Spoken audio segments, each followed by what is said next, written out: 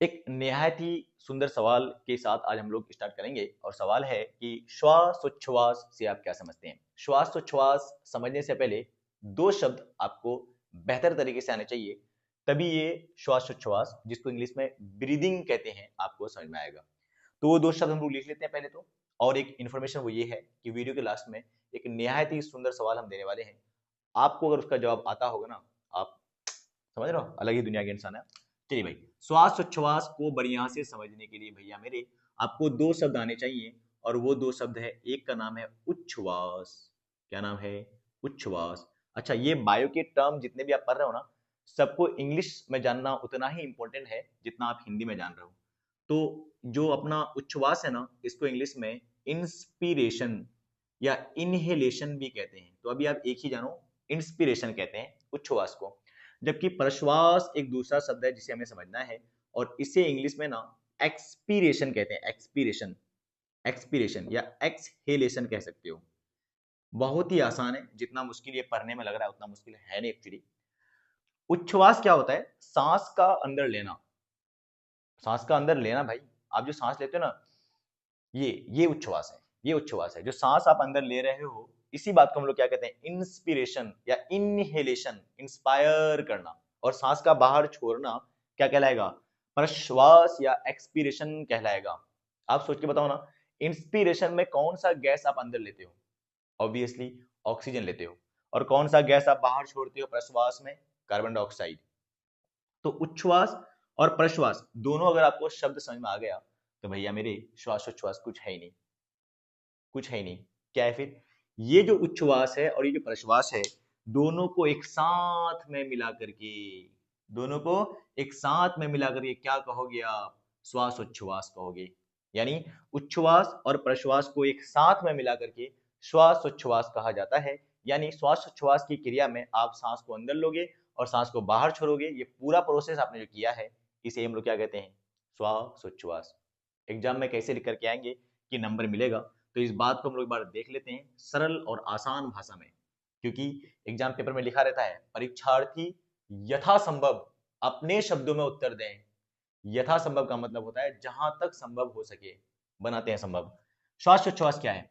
श्वासोच्छ्वास पहले हम लोग लेते हैं उच्छ्वास क्या है। तो सांस, ऐसी सिंपल भाषा में लिख सकते हो आप, सांस लेने की क्रिया को, लेने की, नोट नोट नोट बनाते चलो आप साथ में, लेने की क्रिया को क्या कहा जाता है? उच्छ्वास कहा जाता है। सांस लेने की क्रिया को भैया मेरे उच्छ्वास कहा जाता है। उच्छ्वास कहा जाता है। एग्जाम में ऐसे लिख कर जाओगे आप। जबकि सांस छोड़ने की क्रिया को क्या कहते हैं? जबकि, जबकि, जबकि सांस छोड़ने की क्रिया को, सांस छोड़ने की क्रिया को, सांस छोड़ने की क्रिया को, थोड़ा अगर आपको लग रहा है कि स्लो हो रहा है तो वीडियो फास्ट करके देख सकते हो, प्रश्वास कहते हैं। प्रश्वास कहते हैं। Got it? सांस लेने की क्रिया को उच्छ्वास। एग्जाम में आप इसे अंडरलाइन करके आओगे इंपॉर्टेंट पॉइंट को, तो एग्जामिनर इससे खुश होता है, खुश खुश होता है, नंबर मिलेगा भाई उससे। और ये प्रश्वास। अब हमने डिफाइन करना था श्वासोच्छ्वास क्या है, तो बस हो गया फिर। उच्छ्वास, लाइन थोड़ा सा पैराग्राफ चेंज करके, मतलब उच्छ्वास तथा किसको? प्रश्वास। इधर दिख रहा है, बाहर तो नहीं चले गया? उच्छ्वास तथा प्रश्वास को एक साथ में मिला करके, एक साथ में मिला करके हिंदी में यूं लिख सकते हैं, सम्मिलित, मतलब एक साथ में मिला करके, एक साथ उच्छ्वास और प्रश्वास को साथ में मिला करके, इस बात को कैसे लिखोगे? सम्मिलित रूप से। उच्छ्वास तथा प्रश्वास को सम्मिलित रूप से क्या कहा जाता है? श्वासोच्छ्वास कहा जाता है। कहा जाता है। आइए समझ, बस इतना काफी है भैया 2 नंबर के लिए। 2 नंबर का ही आता है, काफी सिंपल। उच्छ्वास और प्रश्वास यानी इंस्पिरेशन एक्सपिरेशन, दोनों को मिला के ब्रीदिंग कहते हैं। ब्रीदिंग इंग्लिश में से लिख लेते हैं हम, inspiration plus expiration is equal to breathing.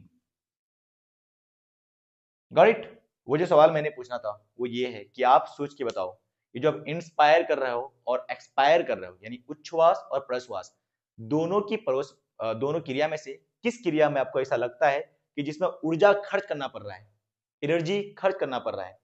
Inspiration और एक्सपिरेशन, करिए कमेंट। जिसमें ऊर्जा खर्च करना पड़ रहा है ना, वह प्रोसेस एक्टिव प्रोसेस कहलाता है, एक्टिव प्रोसेस है।